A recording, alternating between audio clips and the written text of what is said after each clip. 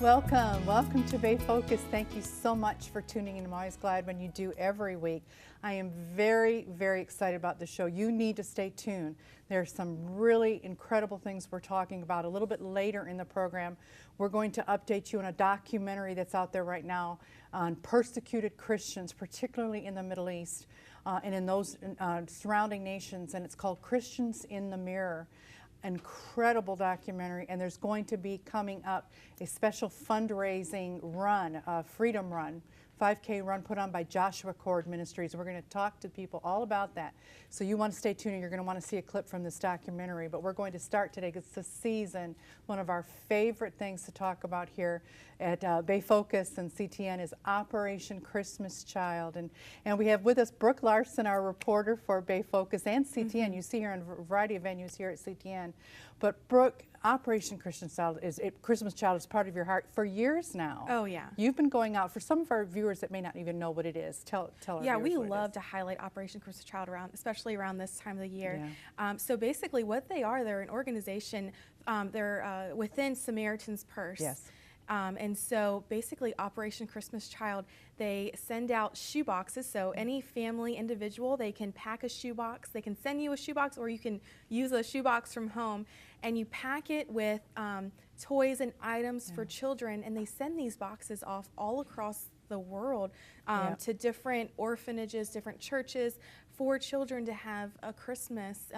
It's incredible. It's incredible what they do worldwide, and you have locally covered it different years. The churches and people partnering in this, and you're going a little different angle. We've got a more involved report this year. Just tease it because we're about to go to it, but you really have an incredible story to tell this year. Yeah. So check this out. We speak with a woman that was a recipient of the boxes. So enjoy. From young to old, people are packing gift-filled shoe boxes to bless children in need all around the world, and one young girl from the Middle East received a box that would change the course of her life. Dania Yadago was living in extreme poverty with her family, but as Christian believers, they knew the Lord could provide every need they had, even if that need was a small radio. I was born in the Middle East, and growing up, my family were in severe poverty. Although my dad found 2 jobs to support our family, it was still very difficult for him to provide for us simply our daily food. Being in poverty and not being able to afford hygiene items, school supplies, and even food made it hard for us to get something as a TV or radio. But our family thought, well, if we bring every need we had to God in prayer, why not bring this one to God in prayer, bring a radio, something as a radio to God in prayer. Then one day we went to church, and they said today is a very, very special day for kids because they'll be receiving a very special gift. And that gift was from a Samaritan's Purse project called Operation Christmas Child. And when I heard that I was going to receive a gift, it was of course hard to believe because I did not receive gifts on Christmas or even on my own birthday. And so when they finally called my name, I walked forward, and a man pulled a beautiful and colorful shoebox gift, and he gave it to me. And when I opened the lid of my shoebox, and when I looked inside my shoebox, the first thing that shocked me was how new everything was inside the box, because I was not used to having new things. So this was special by itself. I found so many things that there was no way my parents could afford for me. I loved every single thing. As we were pulling carefully every item from the box, as we were so overjoyed over them, there was another surprise for us. There was another small box inside the shoebox. And as we took the box out and we opened it, when we saw what the item was, we could not believe our eyes, because inside that small box, that's what we found. It was a mini, fully functional radio. I mean, out of million of shoeboxes, million of children, that one came specifically to our family with what we needed and prayed for. And it gets me every time because it could have gone to someone else. It could have gone to people who already have that. It could have gone to a child who didn't necessarily need it, but why did it come to the family that needed it? I have no other explanation, but it's definitely God who made it happen, who orchestrated the whole box to come specifically to our family. Every child that received a box also receives a booklet called The Greatest Gift of All that introduces them to the gospel. And I remember reading all of those stories and even looking at the pictures of when Jesus was being crucified. And it always did something to me when I saw him being taken and his hands were always tied. And I used to ask my mom, why is his face sad? Why are his hands tied? And she always took the time to tell me it's because of you, it's because of his love for us, that he died in our place. And so all of these things, just to think that it started with a box, but yet throughout my years, even when I grew older and I was able to fluently read in my language beyond just seeing the pictures and read everything inside it, and they were just seeds that were planted and even growing over time until, that I understood completely what salvation meant, but how God played a part in my life using a shoebox, using a booklet like this. And it all started from someone who packed that box, and it took me till this day. But years later, after being persecuted for being Christians, they found themselves in America starting a new life. And the unexpected happened. She had the opportunity to visit a shoebox processing center with her church. And up until that point, I had no idea where shoeboxes came from. In fact, I always thought that it was a special place that I could never reach because of how special my shoebox was. So I walked in, I saw lines of people, like at least 2,000 people were there. And I saw so many Christmas trees and gifts and toys and people wearing Santa hats, and I thought, wait, this indicates Christmas, and there's this and that. I got it. I think this is the Santa factory they told me about in America. I truly thought it was a Santa factory, because what else could this place be? And so as I was thinking about that, there was a banner hanging from the top, and this banner had the Operation Christmas Child logo, and it had this shoebox with the wings coming out of it. And as I looked at it, I thought, wait a minute, that was the same one that was in the side of my shoebox. And that's when it all hit me. I was just thinking, I finally found the place where my shoebox come from. I can't believe, I'm like, here, I can touch it, I can reach it. And how does it all happen? It was so overwhelming. That then led Dania to connect with Operation Christmas Child, and then was given the opportunity to travel across the country to give out for herself shoebox gifts. With every box I'm handing, this is the next story that's being written, the next story. I don't know their lives, I don't know where they're coming from, but all I know is, yet this child's gonna have a story. And my prayer for them was for you to also experience the God's unconditional love through this tangible gift, just like I experienced it. So on behalf of 157 million children that received a shoebox gift since 1993, and I am one of them, I'd like to just tell you thank you so much for all the work that you do for this ministry. We truly appreciate you, and thank you for making even more stories just like mine possible. You too can make an impact in a child's life. Go to SamaritansPurse.org to find out how you can pack a shoebox this year. Reporting for Bay Focus, I'm Brooke Larson. Wow, what an incredible story, a full circle, how God provided for this young woman and then brought her to America, and she discovered where it came from, and now she's giving back. This is an opportunity for you. Here at the holidays time that it is upon us, we try to bring opportunities for you on Bay Focus that you can connect. And right now is the push for Operation Christmas Child, including in the next few days. So contact Samaritan's Purse, see where you can go here locally, and you can find out all over the country. If you're watching this on social media, there's locations right now that are collecting gifts and doing this for the Christmas holiday. So I hope you will participate. And we are going to change direction here, but it's a little bit of a related. You heard about a story of this young lady, an Operation Christmas Child was in persecution, and how God was able to make a way of escape for their family. But there are many Christians around the world and in countries that are being persecuted today.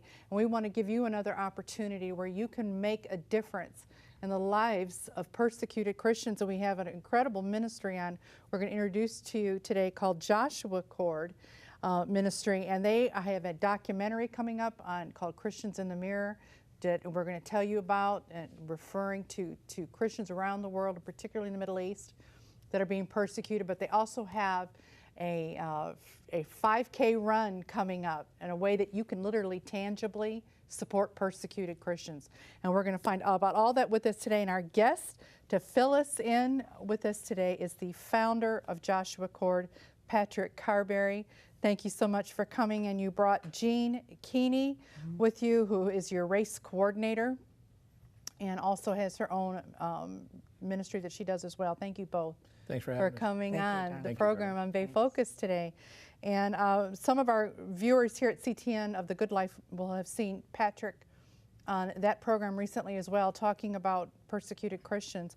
But we wanted to get our viewers up to speed on what they can do here locally. First of all, Patrick, tell our viewers, what is Joshua Cord? Sure. Joshua Cord is a nonprofit, non-denominational ministry that I started about 2011. And its sole purpose is to raise awareness and support to the persecuted Christians in the Middle East, Africa, and in Asia. Specifically 5 countries that we're supporting with individuals that you mentioned about the film, Christians in the Mirror documentary, which should be out probably around December 10th, Lord willing, prior to Christmas. And I think it'd be a great time to have it out there for people to see, because it shows people who are in desperate need, want our help, but more importantly, the inspiration that they have for some of their families who have been killed, murdered, raped, imprisoned. It shows their faith is still strong and their willingness to still stay Christians and to not give up on their faith or their beliefs based on the persecution. But when I started it, it was to do a run, a 5K run. We're in Tampa, it makes sense. A lot of people like to get out. And I was trying to bring the broader community throughout Florida, really, to something that we could be family-oriented, Christian-oriented, and a 5K run, walk as well. I'm walking it now. I could shed a few pounds. Thank you for that option, Patrick. Thank you. I could shed a few pounds. So could a few of you out there. So please join in. And so this is our 6th year. And Jeanne has volunteered to be our race director. We've been doing it for that long, and she's a better race director than me because she also is a runner. Yeah, and let's do that. And as we're talking about it, we're going to be showing some pictures of the Joshua 1-9 Freedom 5K run. Jeanne, you've come to this. Tell us, you're helping with this run because you also do another one. I do. So this is a passion for you. It is. While we're watching pictures, tell us your role. Okay, my husband and I both run. We love to run, and we lost our son in December of 2014, and he also was a runner. So we put on a run called Ronnie's Run, and it's in memory of our son that passed away. We're bringing awareness and resources to those that struggle with addiction. Okay, so that is one, and now that's coming up in October of 2019. Yes, we just actually had that 3 weeks ago. So okay, yeah, so that's next year. But now your involvement with what you're seeing pictures of, give us the date of and location too as well, and you're coordinating the race. So give us the specifics while we're looking at this. The Joshua Run is January 26th, and that's at E.G. Simmons Park in Ruskin. And that'll start at 7:30 in the morning. And the Ronnie's Run is not until October. Yeah. We're having it in October 2000. Okay, now on this, which we've just seen all the pictures of, Patrick, on the run, this is literally people, and they're contributing. How do they set that up to register? Yes, how does it turn into financial assistance? Sure, we have 2 different ways they can register, or actually 3. One is just go to joshuacord.org/5K, and you'll find out all the information you need to sign up for that. And it's $25 as a sign-up fee, and all the proceeds are going to the persecuted Christians. I mentioned that we're nonprofit, non-denominational. Everyone's volunteers. No one gets paid. So it's anything that comes in, other than the cost that we have to do, the rent a park and security and buy the shirts and things like that. All the money actually goes to that. The other way is to run sign up. Is a website that a lot of races are on. It's called runsignup.com, and just put in Joshua 1-9, and it'll pop it up, and they could sign up there as well. Okay, and I want to start with the Joshua 1-9 has. Sure. Significance. What is the significance there? Well, it gets back to when I originally started it. Let me go back to that if I could. Many years ago, I just recently retired. I should probably go a little back in time here, from the FBI. And one of the things I was doing when I worked in the FBI, I was overseas at 2 different occasions anyway, as it relates to what happened to me. is that a lot of things that I saw over there, the atrocities that were happening, the targeting of Christians that was happening. I went to Afghanistan in '09 and Iraq in '04, actually. When I came back both times, I felt the church, that's the big C, meaning from Pentecostals to Catholics, all of us are, as Christians, was not aware or were not doing enough to stand up and talk about the persecuted church. So out of conviction, and I pull myself into the big CT, I didn't think I was doing enough. So God laid on my heart to do something. And so it started with Joshua 1:9, which is, don't be afraid, don't be discouraged, don't be dismayed, for the Lord thy God is with thee wherever thou goest.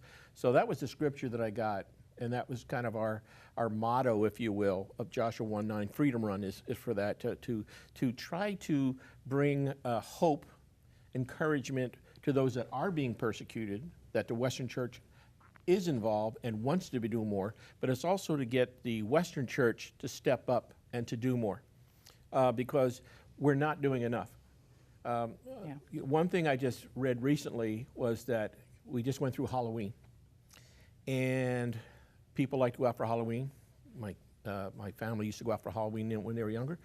But I read an article where it says that over $500 million was spent on Halloween costumes for animals. Okay? So we're spending more money apparently out there for animals to go out on Halloween than literally we are with a lot of ministries to help the persecuted church. Yeah, and well, you could probably double that with a lot of different holiday spending and things that's getting everybody. It's one of the things at this holiday season why we brought you on too. This is an opportunity for people to think beyond what they're, what we're all spending on things coming up to the persecuted Christian. And I want to set this up now because we're going to talk further about it.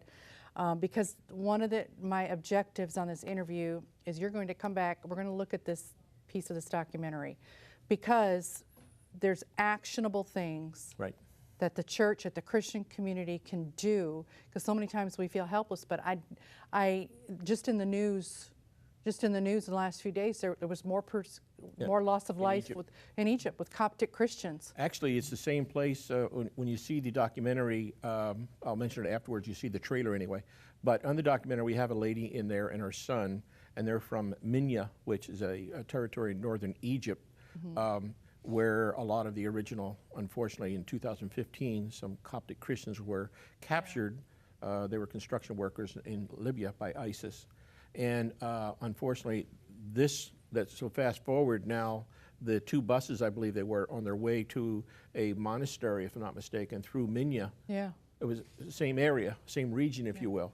And so ISIS and others are targeting Christians just because they're Christians. This is a good chance. Just before we go to the video, show this, because this is a little bit of, we talked about the run. You got a few things to show our viewers here, and part of that is the targeting, what they do. Yeah, I mean, one of the things I didn't mention was that on this is persecuted but not forgotten is another one of our mottos. And that's just a way to say that a lot of them are feeling forgotten and don't have hope. And part of the mission of Joshua Court is to raise that hope and encouragement. But on the top there, you'll see an Arabic letter, that's for N, called Nun, actually. And the reason I have that on here, and this is the ribbon, and this is the scarlet cord, if you will, representing the blood of Christ. But the Nun, or the N word, the N letter, I should say, on there, is put on the doors of the Christians being targeted by ISIS. And it's very similar to what they did in World War II to the Jews when they put the Star of David on. So they're targeting Christians. It's been basically a genocide in many areas, and for them to take over the homes, take over their possessions, kill them, hold them as sex slaves, burn down churches. So that's a sign of solidarity. And we have this at the run as well, as well as challenge coins for those that are in the military. A challenge coins is something that we always had. I'm ex-military. So we also have coins there as well. Yeah. We also bring, at the run, we request people to bring mittens, clothes, sweaters, things of that nature that we collect at the run and that we ship over to one of our partners in Iraq that goes to a lot of the Christians who are in refugee camps. That's a really good point. You're getting the help over there. All right, without further ado, because I want our viewers to see that so much work went into this. You had a producer that worked with you, film producer, everything to do this documentary that's about to be released. We want them to take a look at a clip of Christians in the Mirror.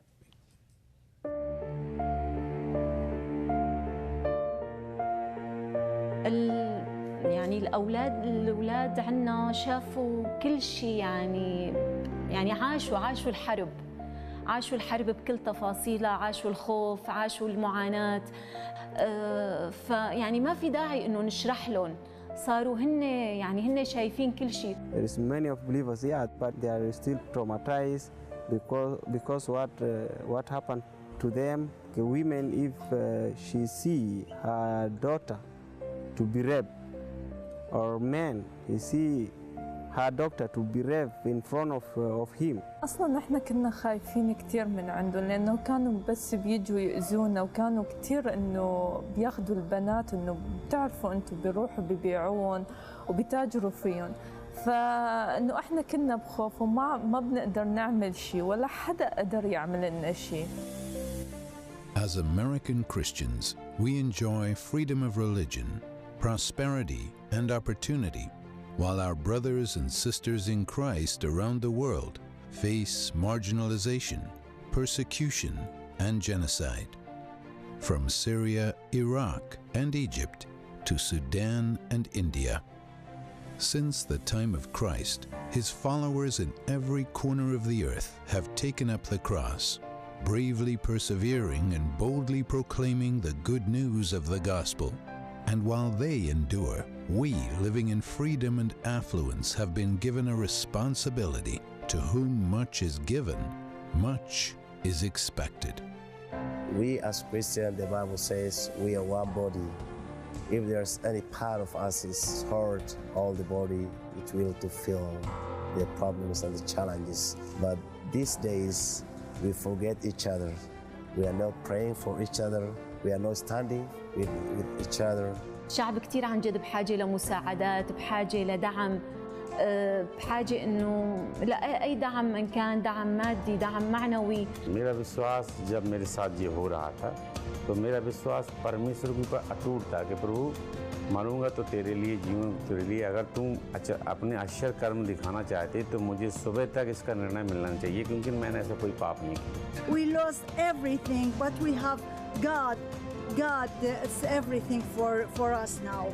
Beyond denominations, across ethnicities, races, and nationalities, Christ unites us through the power of faith, the same faith that should inspire us to help those suffering from persecution.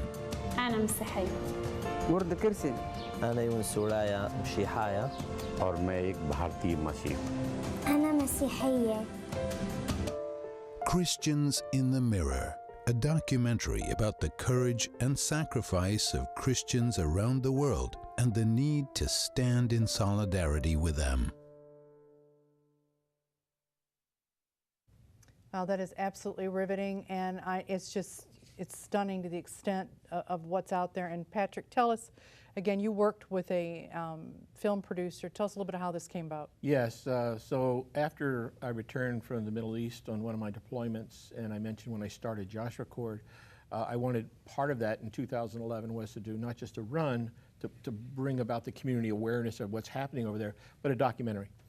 And I wanted it to be done then, but the Lord had different plans. I prayed about it, and fast forward about 2 years ago, I reached out to a couple different film producers. One of them is named Jordan Allott of In Altum Productions in Vienna. I wrote an outline of what I was looking for, sent it to him. He liked it. He flew down. We met, discussed. Jordan's a very talented Christian Catholic filmmaker, and he's done at least 2 other documentaries on religious persecution and human rights. And so we've been at it now for 2 years. We're going to 5 different countries. Egypt, South Sudan, India, Iraq, and Syria. As you've seen on there, every one of those countries and stories is on there. And so it'll be finished probably by December 10th, Lord willing. Okay, and we just have a couple minutes left. I want how our viewers can connect. They can go to joshuacord.org or Christians in the Mirror. Correct, either one. .com, and there's ways that and you mentioned some of them, that you can connect and we can help some of these persecuted Christians in their countries, because a lot of them can't get out to start with, and and many of them want to stay. They want to impact their nation. And then another thing, the launch date on getting this film out because you want to get it to churches, correct? That's correct. We want it to all churches. There's 350,000 churches in the U.S. 25,000 are Catholic and Orthodox. The rest are Protestant. Our target is to get to the churches with screenings. So if the ChristiansInTheMirror.com screenings tab, we want all pastors to go there, fill in a time for a screening, and we'll get the film to them. Also in Joshua Cord, which is the 501c3, we have a donate button there of those 5 countries, and specifically to organizations that we vetted to make sure that the money is going to go to those people and to those organizations that are supporting them. Yeah, so there's I mean, actionable things as our viewers can do. Date of the 5K run again. It's January 26th on a Saturday at E.G. Simmons Park in Ruskin, Florida. Everyone's welcome. It's a family affair, so we want as many people as possible to come out to show their support for the persecuted church. Okay, all right, so that gives the information there. Thank you so much, Patrick, for sharing that with it. And Jeanne, you're super involved in all this too, but also Ronnie's Run, which I think, is there a particular website or anything on Ronnie's Run? Ronnie'sRun.com. Ronnie'sRun.com, and that, you know, that's what an incredible legacy for your son that you lost. Thank you. That you started this as well, and you're working with Joshua Cord as well. Yes, God is definitely using you and making a difference. Stay tuned. We'll be back in just a minute to close out the program, and we'll, I just hope you'll get involved with these ministries that we just are sharing with you today. We'll be right back. Okay.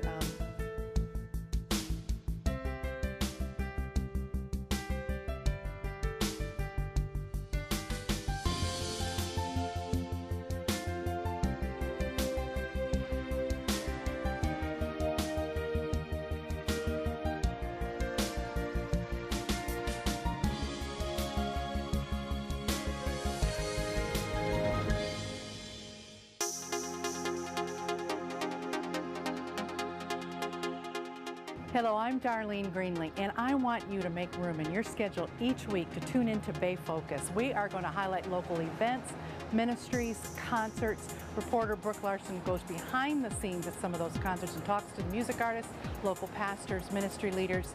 Tune in each week. I'll see you on the next Bay Focus.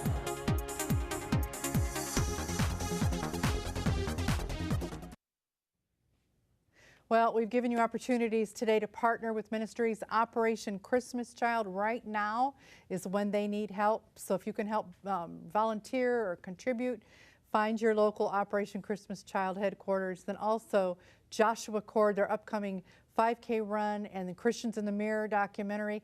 Let's help persecuted Christians this holiday season. Thank you for tuning in. We will see you next week. May God richly, richly bless you.